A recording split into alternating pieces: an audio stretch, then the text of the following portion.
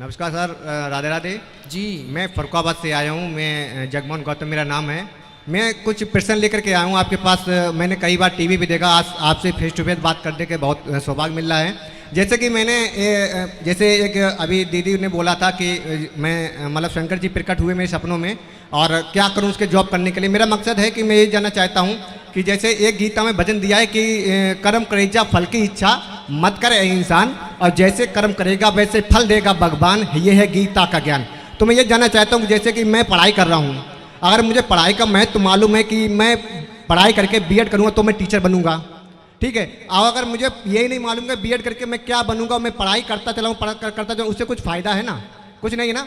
तो मेरा जानने मतलब ये है कि अगर किसी चीज़ के नॉलेज है तो उस पर आगे किया जाए, अंतर ना किया जाए। जैसा कि मैं एक एग्जाम्पल देना चाहता हूँ कि जैसे एक तालाब है सर, थोड़ा गुरुजी, जैसे एक तालाब है और तालाब के उस पार कोई महात्मा, जैसे आप बैठे हैं, थोड़ा माइक दूर कर लीजिए आप। जैसे एक तालाब है तो तालाब के उस पार जैसे आप बैठे हैं और इस पार मैं बैठा हूँ, तो मैं ये सोचूं कि मैं जितना पूजा पाठ करने पर मैं कहूँ कि वो तालाब का छोर इधर उधर आ जाए, तो क्या मैं कर्म कांड करने के बाद वो छोर इधर आ जाएगा? नहीं, कभी नहीं आएगा।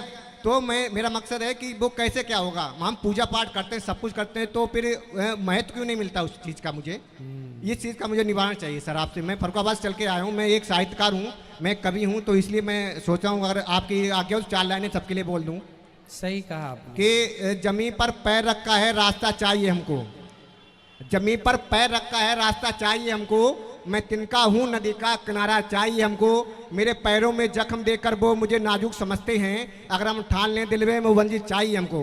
अगर मुझे कर्तव्य अपने निर्वाण है तो मैं अपने स्वयं कर लूंगा, तो फिर पूजा पाठ से क्या मैं तो सर इसका सही है, सही है। बहुत अच्छा सवाल है आपका, साइंटिफिक सवाल है। माइक दिए रहो बेटा इनको, अभी प्रश्न हो जाता है तो उत्तर भी होने दो। ठीक है, आपका सवाल बहुत अच्छा है। इसके लिए मैं आपको धन्यवाद देता हूं कि आपने सवाल बहुत अच्छा पूछा है। देखो, हाँ यहाँ देखो, यहाँ रिकॉर्डिंग चल रही है, आप चिंता ना करो जी। सुनो जी बताइए सर। बिल्कुल।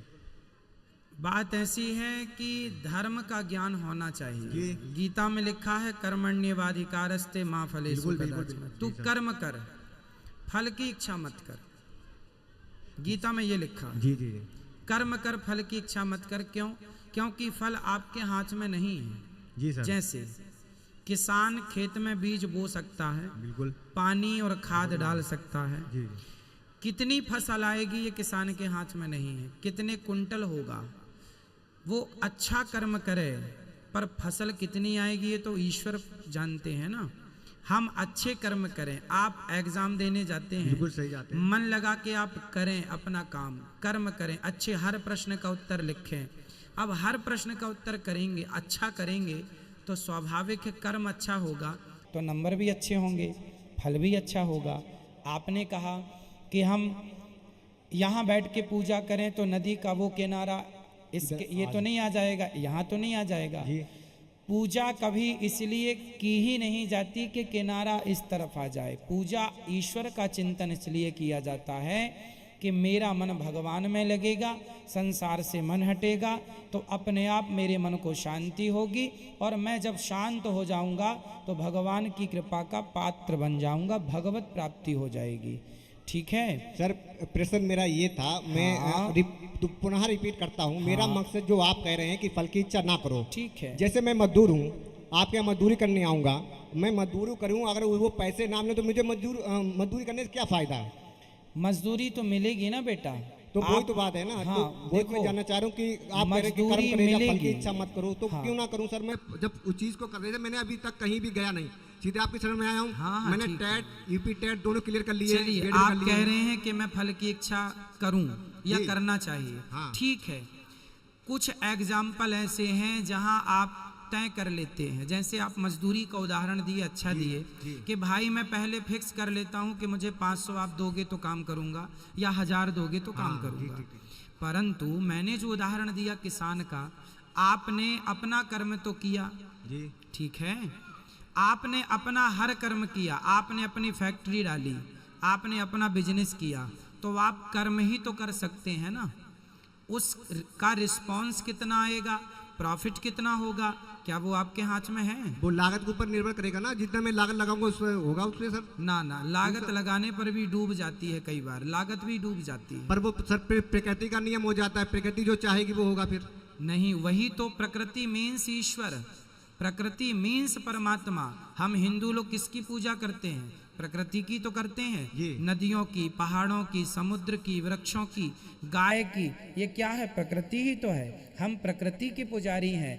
आप इस चीज को गहराई से कभी विचार करो कि हम कर्म कर सकते हैं, हम अच्छी दुल्हन ला सकते हैं, अच्छी हो, बहुत अच्छी हो, संस्कारी हो, पर हम दुल्हन तो अच्छी ला सकते हैं, पत्नी तो अच्छी ला सकते हैं लड़की देखकर, लेकिन उसका परिणाम क्या होगा? बाद में वो क्या रिस्पॉन्स देती है? लाठी मारती है कि आरती उतारती है? कर्म आप करो, शादी आप कर लो, फल क्या मिलना है वो ईश्वर के हाथ में है। आपकी पत्नी गर्भवती हो जाएगी तो आप माता पिता का कर्म है कि आप दोनों ने मिलकर एक सुंदर से बीज को बो दिया है जो एक स्त्री के गर्भ में पल रहा है। अब बच्चा क्या होगा? बेटा होगा कि बेटी होगी, अंधा होगा कि लंगड़ा होगा, वो आपके हाथ में नहीं है। कर्म आप कर सकते हैं, फल ईश्वर ही देगा ना, कि वो कैसे आएगा। पर सर आप लड़की का, बच्चे का उदाहरण दिया, जैसे कि हमने भी साइंस पे पढ़ा है कि लेडीज के एक्स गुणसूत्र होते हैं, लड़के के एक्स वाई होते हैं। जब दोनों में संबंध बनेगा, एक्स वाई होंगे, तभी तो लड़का होगा, वो तो क्लियर है। तो फिर हम लोग अल्ट्रासाउंड कराने क्यों जाते हैं? लड़का है लड़की है, फिर उसमें क्या रीजन सर आ जाता है? हाँ हाँ, लड़का लड़की लोग इसलिए चेक कराते हैं, उनको तसल्ली हो जाए कि भाई बहू, सब सास लोग कहती है ना बेटा ही होना चाहिए, इसलिए वो थोड़ा बेटा के चक्कर में रहती हैं कि बेटा ही हो, इसलिए वो अल्ट्रासाउंड करा लेती हैं। परंतु ये है ना कि भाई आप माता पिता ने बच्चे को गर्भ में रख तो दिया, पर उस बच्चे का लालन पालन 9 महीने तक आप लोग थोड़ी करते हैं। वो तो कहाँ आँख लगनी है, कहाँ हाथ लगने हैं, वो तो एक ईश्वर अंदर, जो सबके अंदर बैठे हैं, परमात्मा। जैसे साइंस की भाषा में कहा जाए तो एनर्जी एनर्जी है ना, ऊर्जा एनर्जी है। तो आप एनर्जी कहेंगे, हम उसे ईश्वर कहेंगे, परमात्मा कहेंगे। तत्व एक है, कहने के अर्थ दो है। आप इंग्लिश में बनाना कहेंगे, हम हिंदी में केला कहेंगे, बात एक ही है ना। वो लैंग्वेज का फर्क हो गया। हाँ, उसी प्रकार साइंस की लैंग्वेज अलग है, आध्यात्म की लैंग्वेज अलग है, पर दोनों का अर्थ एक है। ठीक है, ईश्वर ही बच्चे को डिजाइन करता है। आपकी आंखें किसने लगाई? वो प्रकृति का नियम है, ईश्वर जो माँ बाप हमारे संभोग से मिले उससे मैं पुत्र पैदा हुआ। प्रकृति का नियम आपने कहा, ईश्वर जो चाहेंगे वो होगा। ईश्वर की ओर से हम सब डेवलप होते हैं माँ के पेट में। ईश्वर कोई तो है। साइंस कहता है कि यदि ये वस्तु है तो बनाने वाला कोई तो होगा। साइंस कहता है ये, यदि ये वस्तु है तो बनाने वाला कोई तो होगा। उसी प्रकार आप हैं तो बनाने वाला कोई होगा। इसलिए ईश्वर की सत्ता को, आपसे मेरा सवाल है, आप ईश्वर की सत्ता को मानते हैं या नकारते हैं? सर मैं इन चीज पे मतलब मानते हैं या नहीं मानते? नो, नहीं मानते। मैं प्रकृति को मानता हूँ, क्योंकि अगर मुझे सामने अगर ईश्वर है हाँ, तो मैं इतनी तपस्या करता हूँ, सब कुछ करता हूँ, फिर दिखाई क्योंकि एक महापुरुष ने कहा है कि पहले जानो फिर मानो। ठीक है, जब तक जानो नहीं तो मानोगे कैसे? कहते हैं पानी छान के पियो तभी तो पता चलेगा गुरु कौन अच्छा है कौन खराब है। सुनो, जानने के लिए भी तो सत्संग करना पड़ेगा। चलो आप नहीं मानते, अच्छा है, ईश्वर को आप नहीं मानते, मैं फोर्स नहीं करता, पर ईश्वर को आपने कहा कि पहले जानो फिर मानो। हाँ। तो जानने के लिए भी तो आपको सही रास्ता चुनना पड़ेगा। जानने के लिए सर मैं वही तो कह रहा हूँ। किससे जानेंगे?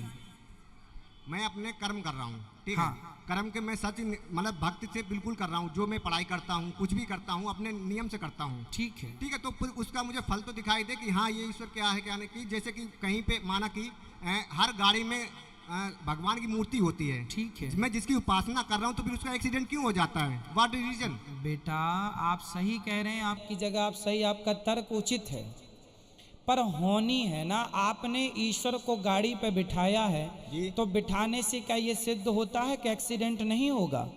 अरे भाई, जो होना है वो तय है, जो होना है वो तय है, वो होके रहेगा। राम को वनवास जाना था, वो भी तय था, होके रहा। वनवास तो राम को भी जाना पड़ा, उनकी जिंदगी में भी उथल पुथल हुई। तो हम मरेंगे, हम भक्त हैं, तो क्या इसका अर्थ ये है कि मैं कभी मरूंगा नहीं? नहीं, ये सत्य है कि मैं मरूंगा, ये हाँ, सत्य है। हाँ, वो तो जो फिर सत्य जान accident- के लोग सत्य नहीं मानते इन चीज को कि कौन? मैं मतलब जैसे मैं कहूँ मृत्यु मेरी होनी है, हाँ। पर कुछ लोग सत्य को असत्य बता देते हैं ठीक कि है। पता नहीं होगी नहीं होगी, पर ये सत्य है कि मौत होगी। हाँ। अगर दुनिया में देखा तो यही सत्य मुझे लगा कि मौत है। मौत है तो बस। फिर आप भगवान की पूजा कर रहे हैं बेटा, तो आप अमर होने के लिए नहीं कर रहे हैं। मैं कर रहा हूं तो मैं अमर नहीं होऊंगा। हाँ, ईश्वर का ध्यान करने से मन को शांति मिलती है ना, अच्छा लगता है। ईश्वर क्यों जरूरी है, चलो मैं आपको उदाहरण देता हूँ। बिल्कुल सर, जैसे आप कर्म करते हैं, आप कर्म को मानते हैं, बिल्कुल